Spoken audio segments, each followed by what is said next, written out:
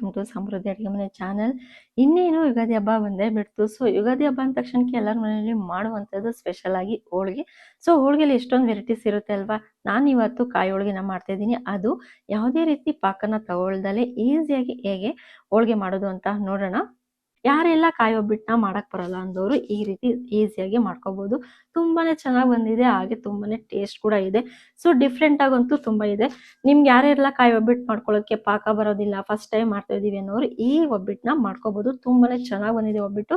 So ನೋಡ್ತಾ ಇದೀರಲ್ವಾ, ತುಂಬಾನೇ soft ಆಗಿ ಬಂದಿದೆ, ಹಂಗೆ ತುಂಬಾನೇ ಚೆನ್ನಾಗಿ ಬಂದಿದೆ. ನೀವು ಒಂದ್ಸಲ ಟ್ರೈ ಮಾಡಿ ಈ ಒಬ್ಬಟ್ಟನ್ನ ಮಾಡ್ಕೊಳ್ಳೋದಕ್ಕೆ ಹಬ್ಬಕ್ಕೆ. ಇವಾಗ ವಿಡಿಯೋನ ಸ್ಟಾರ್ಟ್ ಮಾಡೋಣ. ನಾನಿಲ್ಲಿ ಒಂದು ಬೌಲ್ ಆಗುವಷ್ಟು ಮೈದಾ ಹಿಟ್ಟನ್ನ ತಗೊಂಡಿದ್ದೀನಿ. ಸೊ ಎಲ್ರಿಗೂ ಗೊತ್ತಿರುತ್ತೆ ಮೈದಾ ಹಿಟ್ಟನ್ನ ಯಾವ ರೀತಿ ಕಲಿಸ್ಕೋಬೇಕು ಹೋಳಿಗೆಗೆ ಅಂತ ಹೇಳಿ.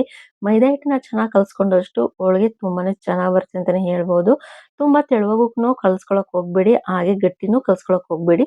ಮೀಡಿಯಂ ಅಲ್ಲಿ ನೋಡ್ಕೊಂಡು ಮೈದಾ ಹಿಟ್ಟನ್ನ ಕಲಿಸ್ಕೊಳ್ಳಿ. ನಂತರ ಇದಕ್ಕೆ ಒಂದು ಚುಟ್ಕಿಯಷ್ಟು ಉಪ್ಪನ್ನ ಹಾಕೊಂಡು ನಾನು ಕಲಿಸ್ಕೊಳ್ತಾ ಇದ್ದೀನಿ.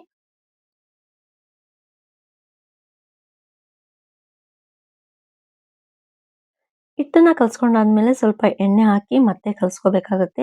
ಮೈದಾ ಹಿಟ್ಟು ಎಷ್ಟೇ ಎಣ್ಣೆನ ಹಾಕಿ ಕಲ್ಸ್ಕೊಂಡ್ರು ಸಹ ಮೈದಾ ಹಿಟ್ಟು ಹೀರ್ಕೊಳ್ಳುತ್ತೆ. ಸೊ ನೋಡ್ಕೊಂಡು ಸ್ವಲ್ಪ ಸ್ವಲ್ಪ ಎಣ್ಣೆ ಹಾಕೊಂಡು ಕಲ್ಸ್ಕೋಬೇಕಾಗುತ್ತೆ. ಸೊ ನೋಡ್ತಿದ್ದೀರಲ್ವಾ, ಫೈನಲ್ ಆಗಿ ಕಲ್ಸ್ಕೊಂಡಿದ್ದಾಗಿದೆ.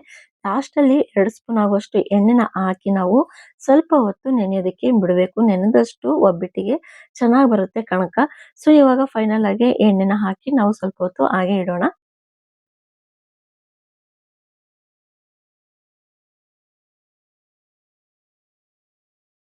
ಕಾಯಿ ಹೋಳಿಗೆ ಮಾಡ್ಕೊಳ್ಳೋದಕ್ಕೆ ನಾನಿಲ್ಲಿ ಒಂದು ಬಟ್ಲಾಗುವಷ್ಟು ತೆಂಗಿನಕಾಯಿ ತುರಿನ ತಗೊಳ್ತಾ ಇದ್ದೀನಿ.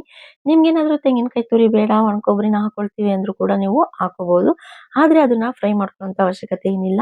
ತೆಂಗಿನಕಾಯಿ ತುರಿ ಹಸಿ ಆಗಿರೋದ್ರಿಂದ ಸ್ವಲ್ಪ ನಾನು ಹುರ್ಕೊಳ್ತಾ ಇದ್ದೀನಿ. ಯಾಕೆಂದ್ರೆ ನೀರಿನಂಶ ಇರುತ್ತೆ ಅಂತ ಹೇಳಿ ಸ್ವಲ್ಪ ಫ್ರೈ ಮಾಡ್ಕೊಳ್ತಾ ಇದ್ದೀನಿ.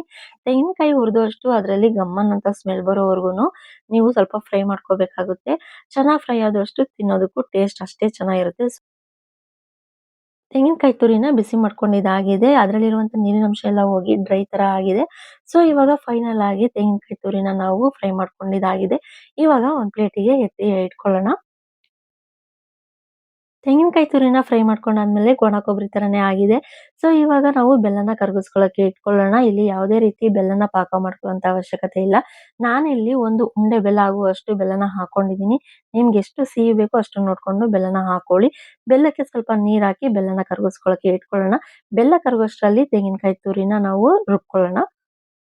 ತೆಂಗಿನಕಾಯಿ ತುರಿನ ಎಷ್ಟು ಸಣ್ಣ ಆಗುತ್ತೋ ಅಷ್ಟು ಸಣ್ಣವಾಗೂನು ನೀವು ರುಬ್ಕೊಳ್ಳೋಕೆ ಟ್ರೈ ಮಾಡಿ. ತುಂಬಾನೇ ಸಣ್ಣ ಆದ್ರೆ ತುಂಬಾ ಚೆನ್ನಾಗಿರುತ್ತೆ ಅಂತ ಹೇಳಿ. ಸೊ ನೋಡ್ತಾ ಇದೀರಲ್ವಾ, ನಾನು ರುಬ್ಕೊಂಡಿರೋದು ತುಂಬಾನೇ ಸಣ್ಣವಾಗಿತ್ತು. ಇದೇ ರೀತಿ ಉಳಿದಂತ ತೆಂಗಿನಕಾಯಿ ತುರಿನ ರುಬ್ಕೊಳ್ಳೋಣ. ಇದ್ರ ಜೊತೆಗೇನೆ ಒಂದೆರಡು ಏಲಕ್ಕಿನೂ ಕೂಡ ಹಾಕೊಂಡು ರುಬ್ಕೊಳ್ಳೋಣ.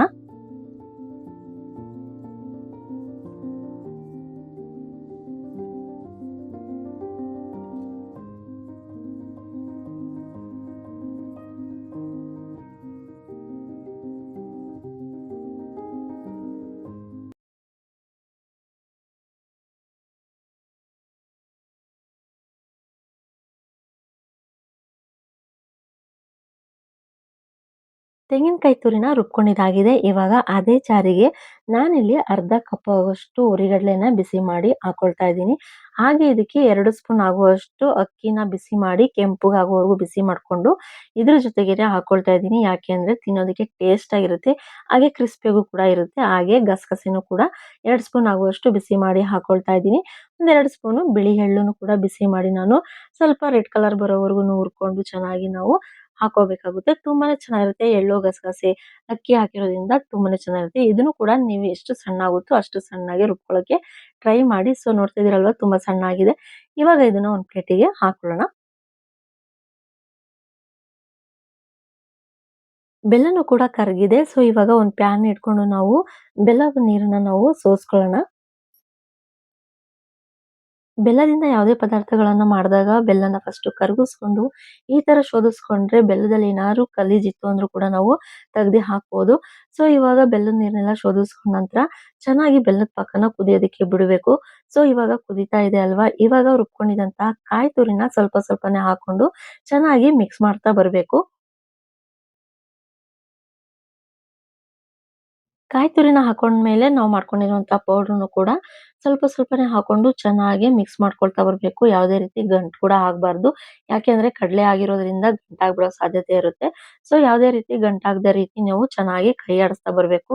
ಚೆನ್ನಾಗಿ ಗಟ್ಟಿ ಆಗ್ತಾ ಹೋಗುತ್ತೆ ತಿರುಗಿಸ್ತಾ ತಿರುಗಿಸ್ತಾ. ಸೊ ನೋಡ್ತಾ ಇದ್ದೀರಾ ಅಲ್ವಾ? ಇಷ್ಟು ಗಟ್ಟಿ ಆಗ್ಬೇಕು. ಲಾಸ್ಟಲ್ಲಿ ಒಂದ್ 2 ಸ್ಪೂನ್ ತುಪ್ಪ ಹಾಕಿ ಮತ್ತೆ ಒಂದ್ 5 ನಿಮಿಷ ನಾವು ಚೆನ್ನಾಗಿ ಕೈ ಆಡಿಸ್ತಾನೆ ಇರ್ಬೇಕು. ತಳ ಬಿಟ್ಟು ಒಂದ್ ಕಡೆ ಸೇರ್ಬೇಕು. ಅಲ್ಲಿವರೆಗೂ ಚೆನ್ನಾಗಿ ಬಿಸಿ ಮಾಡ್ಕೊಳ್ತಾ ಬರ್ಬೇಕು.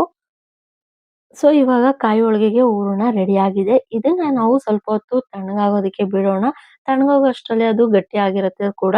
ಸೊ ನೋಡ್ತಾ ಇದೀರಲ್ವಾ ಎಷ್ಟು ಗಟ್ಟಿಯಾಗಿದೆ ಅಂತ ಹೇಳಿ. ಕೈಗೆ ಸ್ವಲ್ಪ ಎಣ್ಣೆನ ಮಾಡ್ಕೊಂಡು ನಾವು ಉಂಡೆ ಮಾಡಿ ಒಂದೊಂದೇ ಇಟ್ಕೊಳ್ಳೋಣ ಇವಾಗ. ಯಾರಿಗೆಲ್ಲ ಹೋಳಿಗೆ ಮಾಡ್ಕೊಳಕ್ ಬರೋದಿಲ್ಲ ಕಾಯಿ ಹೋಳಿಗೆನ ಈ ತರ ಈಸಿಯಾಗಿ ಮಾಡ್ಕೋಬಹುದು. ಹಾಗೆ ಬೇಗನೂ ಕೂಡ ಆಗುತ್ತೆ ಅಂತಾನೆ ಹೇಳ್ಬೋದು. ತುಂಬಾನೇ ಈಸಿಯಾಗಿ ಅಷ್ಟೇ ಟೇಸ್ಟ್ ಕೂಡ ಇದೆ. ಗಸಗಸೆ, ಅಕ್ಕಿ, ಎಳ್ಳು ಹಾಕಿರೋದ್ರಿಂದ ತುಂಬಾನೇ ರುಚಿಯಾಗಿತ್ತು ಕೂಡ. ಸೊ ಇವಾಗ ಒಂದೊಂದೇ ಉಂಡೆಗಳನ್ನ ಮಾಡಿಟ್ಕೊಂಡು ನಾವು ಒಬ್ಬಟ್ಟನ್ನ ತೊಟ್ಕೊಳ್ಳೋದಕ್ಕೆ ರೆಡಿ ಮಾಡ್ಕೊಳ್ಳೋಣ.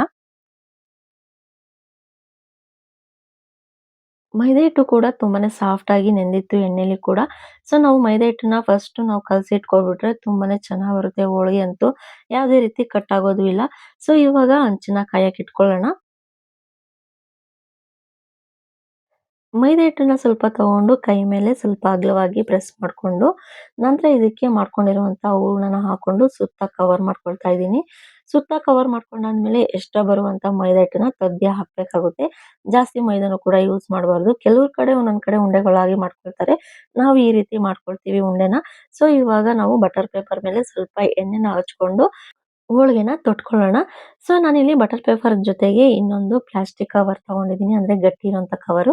ಆ ಕವರ್ ಮೇಲೂ ಕೂಡ ಸ್ವಲ್ಪ ಎಣ್ಣೆ ಪ್ರೆಸ್ ಮಾಡಿ, ನಾವು ಬಟರ್ ಪೇಪರ್ ಮೇಲೆ ಉಂಡೆ ಮಾಡ್ಕೊಂಡಿರುವಂಥದ್ದನ್ನ ಇಟ್ಕೊಂಡು ಮೇಲ್ಗಡೆ ಮತ್ತೆ ನಾವು ಕೈಯಿಂದ ಪ್ರೆಸ್ ಮಾಡ್ತಾ ಬಂದ್ರೆ ಎಷ್ಟು ಅಗಲವಾಗಿ ಬೇಕೋ ಅಷ್ಟು ಅಗಲವಾಗಿ ನಾವು ಹೋಳಿಗೆನ ಮಾಡ್ಕೋಬಹುದು. ಸೊ ನೋಡ್ತಾ ಇದೀರಲ್ವಾ? ಕೈಯಲ್ಲಿ ಸ್ವಲ್ಪ ಪ್ರೆಸ್ ಮಾಡ್ಕೊಂಡು ನಂತರ ಮೇಲ್ಗಡೆ ಒಂದು ಕವರಿಗೆ ನಾವು ಸ್ವಲ್ಪ ಎಣ್ಣೆ ಹಚ್ಚಿ ಮತ್ತೆ ಅದ್ರ ಮೇಲಿಂದ ಎಳಿತಾ ಬಂದ್ರೆ ಎಷ್ಟು ಅಗಲ ಬೇಕೋ ಅಷ್ಟು ಅಗಲವಾಗೂ ನಮ್ಗೆ ಹೋಳಿಗೆ ಬರುತ್ತೆ ಕೂಡ. ಸೊ ತುಂಬಾನೇ ತೆಳುವಾಗಿದ್ರೂ ತುಂಬಾ ಚೆನ್ನಾಗಿರುತ್ತೆ ಕಾಯಿ ಹೋಳಿಗೆ. ನಮ್ಗೆ ಎಷ್ಟು ತೆಳುವಾಗ್ ಬೇಕೋ ಅಷ್ಟು ತೆಳುವು ಕೂಡ ನಾವು ಒಬ್ಬಟ್ಟನ್ನ ಈ ರೀತಿ ಮಾಡ್ಕೋಬಹುದು ಕವರ್ ಇತ್ತು ಅಂದ್ರೆ ಕೂಡ. ಸೊ ನಾನಿಲ್ಲಿ ಮೀಡಿಯಮ್ ಆಗಿ ಮಾಡ್ಕೊಂಡಿದ್ದೀನಿ. ಇವಾಗ ಹಂಚು ಕೂಡ ಕಾದಿದೆ. ಇವಾಗ ಹಂಚಿನ ಮೇಕೆ ಸ್ವಲ್ಪ ಎಣ್ಣೆನ ಹಾಕೊಂಡು ನಂತರ ಈ ಹೋಳಿಗೆನ ಹಾಕೊಳ್ಳೋಣ.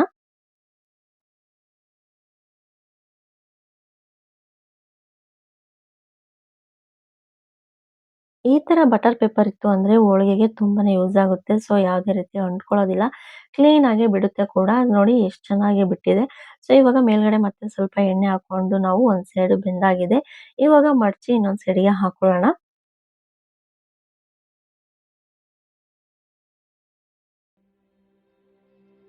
2 ಸೈಡ್ ಕೂಡ ಇವಾಗ ಬೆಂದಿದೆ. ಇವಾಗ ಒಂದು ಪ್ಲೇಟಿಗೆ ಎತ್ತಿ ಹಾಕೊಳ್ಳೋಣ.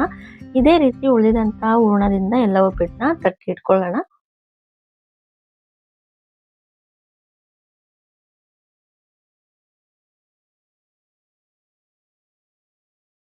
ನೋಡಿದ್ರಿ ಅಲ್ವಾ ಯಾವುದೇ ರೀತಿ ಪಾಕ ತಗೊಳ್ದಲೆ ಯಾವ ರೀತಿ ಕಾಯಿ ಹೋಳಿಗೆನ ಮಾಡಿದ್ವಿ ಅಂತ ಹೇಳಿ.